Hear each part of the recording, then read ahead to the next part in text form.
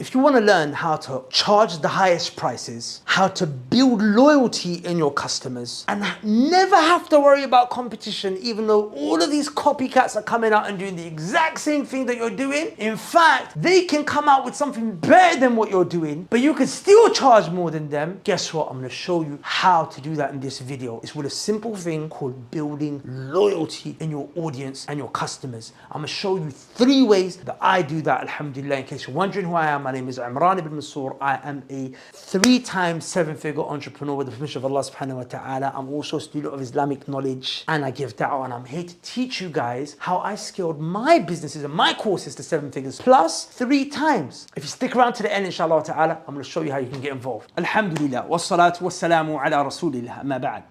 Assalamu alaikum. So let me tell you why I never ever worry about competition. Even if someone else starts doing the exact same thing that I do, I never have to worry about competition with Allah Azza wa Jalla's permission. It's because I breed loyalty in the people that sign up to my services. I breed loyalty in them. And if you breed loyalty in those who sign up to your services, and those who are people that are in your community and your network, and those who benefit from you online, then you will find that you will not have to ever worry about competition either. Now this, in technical terms, right, in business terms, is called building a strong, positive brand. But what on earth does brand mean, right?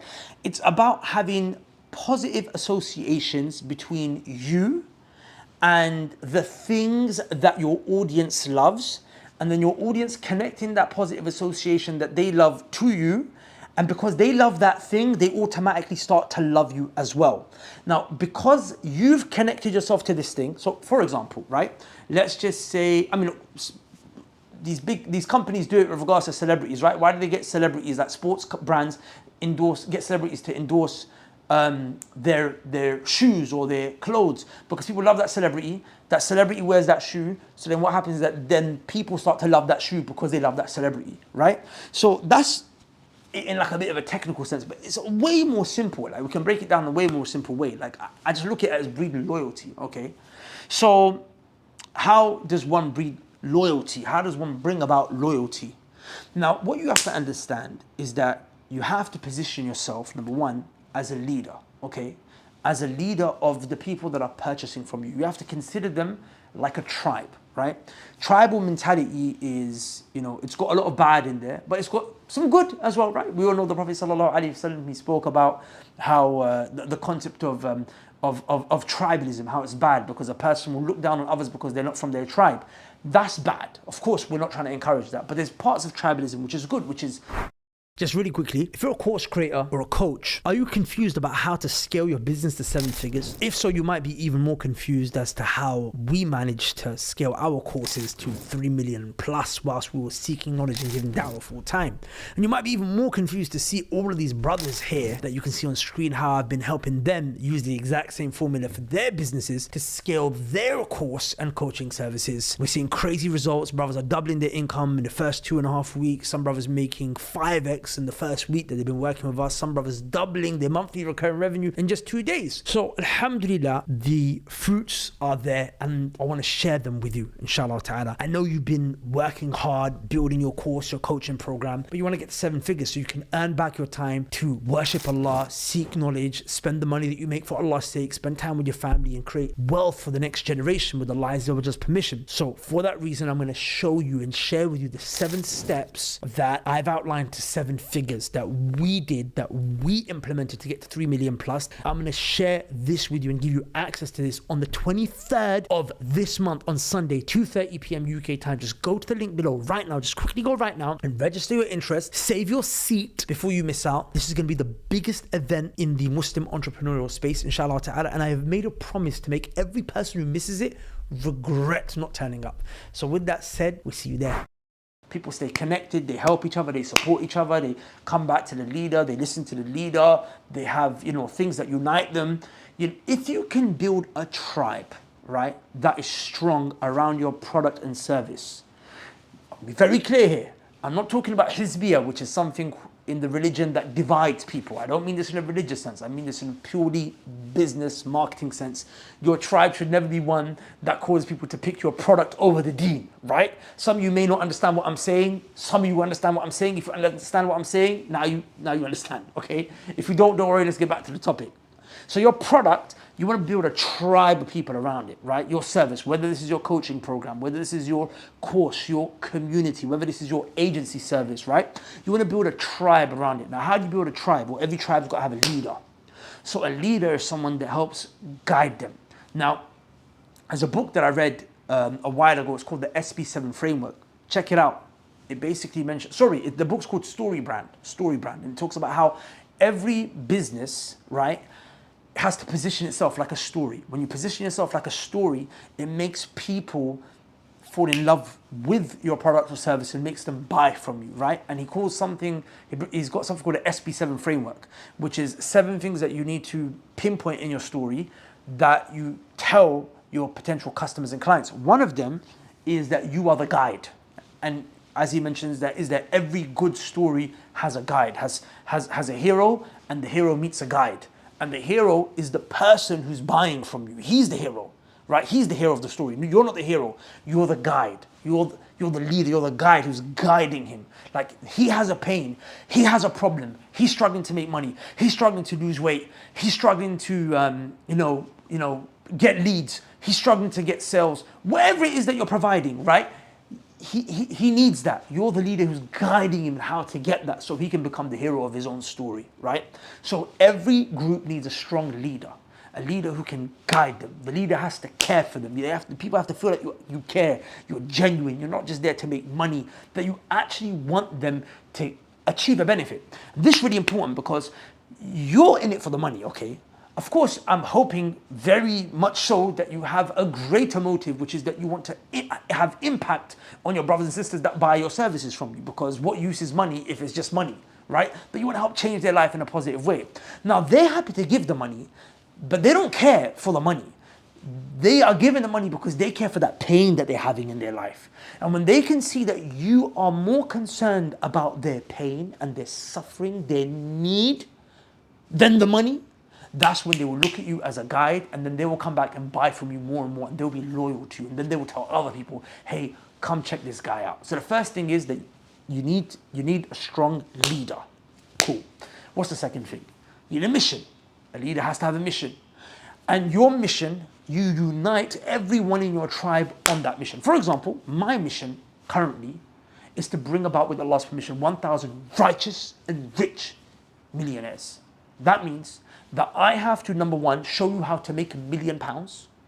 And then number two, I have to show you how to be righteous, which means I have to teach you Tawheed, I have to teach you Creed, Aqeed, I have to teach you how to pray your Salah, how to give your Zakat, all of that.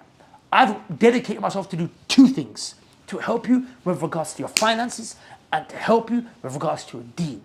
Why? Why am I on this mission? Because I want wealth to be in the hands of the righteous people, right? The righteous slaves of Allah. Because when money's in the hands of the righteous people, they can have impact that can't be done if they don't have it.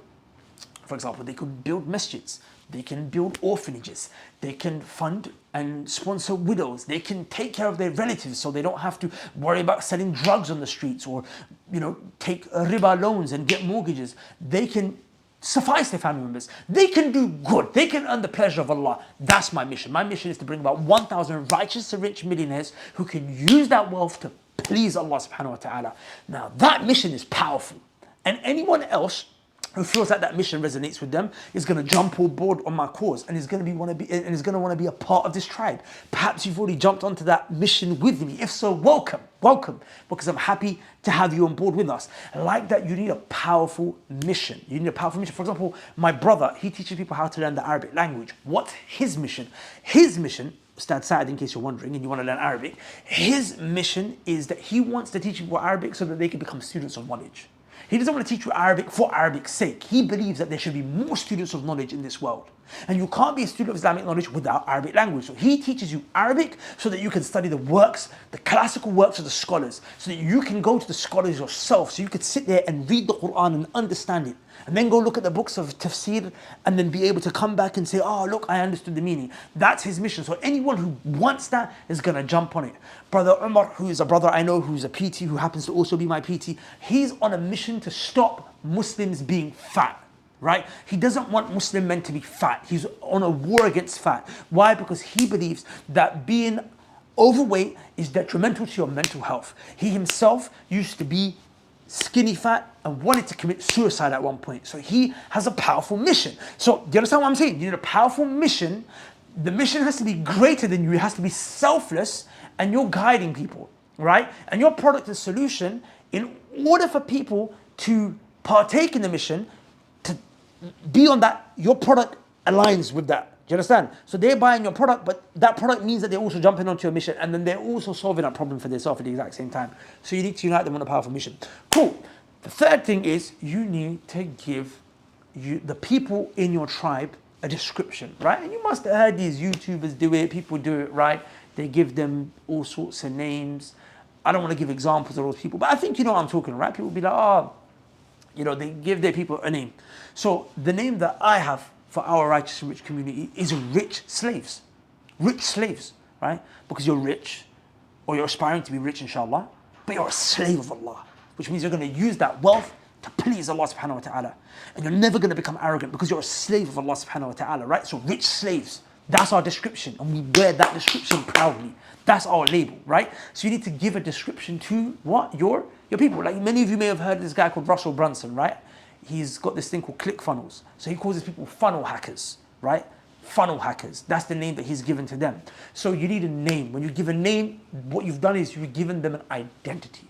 You've given them an identity, okay?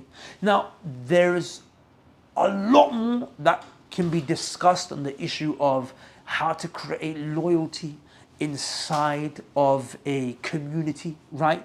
And once you've got that loyalty, they will buy from you even if your prices are high.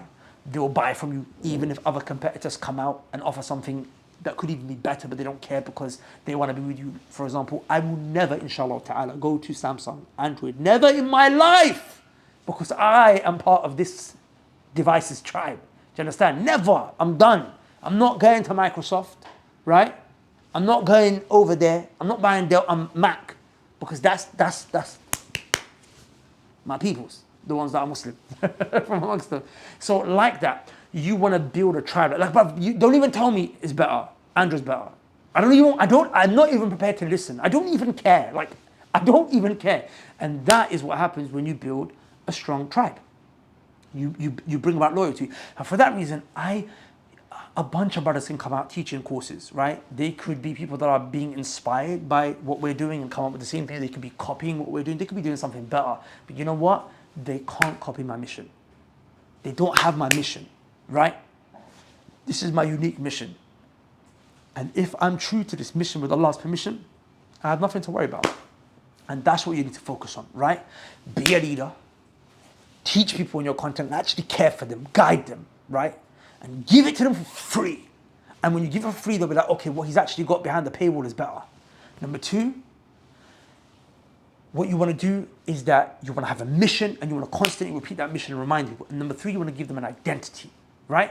There's many other things that you can do, inshallah ta'ala, but these things will be enough to get you started and help you increase your prices, inshallah ta'ala, help you have that loyalty and not have to worry about competitors ever. Of course, it goes without saying that this is something that you need to build over time. Please, as a business owner, as a coach, as a course creator, agency owner, community owner, please do not be in it for the quick buck. Because you're going to make quick bucks, right, through marketing at the expense of your brand. But I promise you, you're going to have to constantly be in that cycle of a quick buck. I've been there, and it's hard, and it's stressful, and it gives you anxiety, and it's not fun. But if you build brand over time, your brand compounds, i.e. the loyalty people have compounds. The positive associations they have with you compound, and they only become stronger and stronger and stronger. And as time goes on, people start to know you for that mission. They know this is the guy for that mission. They start to tell people. They hear someone else talking about it over iftar, or in the, somehow, some place, after a game of football. Oh, I wish, I could solve X. And they just heard, oh, there's a guy who's doing it. They'll let people know, yo, go to this guy, go to you, because your brand will become more and more known and stronger as time goes on. And when the brand compounds in strength over time, and people's loyalty compounds in strength, bro, you start to really rake it in, inshallah ta'ala, in terms of the money. You start to really rake it in. And I mean that genuinely for you. So understand that this is something that takes time. I'm not saying don't market. I'm not saying don't do all that, but don't do it at the expense of building a brand. And pay attention. Once you built this brand, bro, once you built this loyalty, don't you dare destroy it, right? It can take a second to mash up your reputation. It can take a second to destroy your reputation. And your reputation can be fixed. It definitely can be fixed. And the way to fix it is to quickly overwhelm your audience, your customers, with the good stuff that they love, that made them love you in the first place, and overwhelm them with it to the point where the other stuff shrinks into abyss and people start to forget about it, right? Because that happens. No one actually ever gets cancelled unless they decide to get cancelled, right? Many people I've seen that have done the dastardly of things and they're still there because they were like, bro, I'm still going to be here, right? So obviously I'm not telling you to be dastardly in the first place, but if you happen to do something that upsets your audience, your customers, your clients, then, and you want to fix it, then inshallah ta'ala, of course you can fix that by just overwhelming them with the good. And that's the key. By the way, just a side note, something could make your audience happy but displease Allah. So don't do that. And something could displease your audience but makes Allah happy. Do that. Don't be stressed about that, because that happens as well. At the end of the day, Allah is the one that we're trying to please. If you guys want to read a little bit more on the brand stuff and creating a tribe, there's other stuff that I didn't even go into. There's a book called Tribes by a guy called Seth Godin. Check that out. There's a good book called Primal Branding. Check that out. There's a book called Superfans by a guy called Pat Flynn. Check that out. There's a book called Expert Secrets by Russell Brunson. Check that out. There's a book called Story Brand by Donald Miller. Check that out. I am a bookworm. These are all books on this one topic that I have read, except for Primal Branding. I haven't read that book just yet, but that's my next one that I want to jump into. There's even other books on this topic that I can give you, but it's going to get long. With that said, I've got to love you and leave you. Oh, before I forget, 7 Steps to 7 Figures. This is our webinar that I'm doing. It's going to be the biggest event in the Muslim entrepreneurial space, inshallah, especially if you're a course creator, community owner, agency owner, or a coach that gives coaching programs online. You're in the e-learning space. My brother, this is going to be the biggest event in our industry in the Muslim space, inshallah ta'ala, where I'm going to reveal to you my 7 steps to 7 figures. One of those 7 steps is branding, right? And how you can use branding to grow your business to 7 figures. What I shared with you today is a drop in the ocean of branding, okay? I'm gonna reveal to you a step-by-step playbook of how you can use not just branding in all of its depth and breadth, but the other 6 things that you need to grow your business to 7 figures. I'm talking sales, I'm talking marketing strategy, I'm talking social media strategy, I'm talking, offer optimization, sales strategy. I might have already said that. There's so much to this. I'm going to break it down. Just reserve your space at the link below, inshallah ta'ala. Assalamu alaikum. Peace.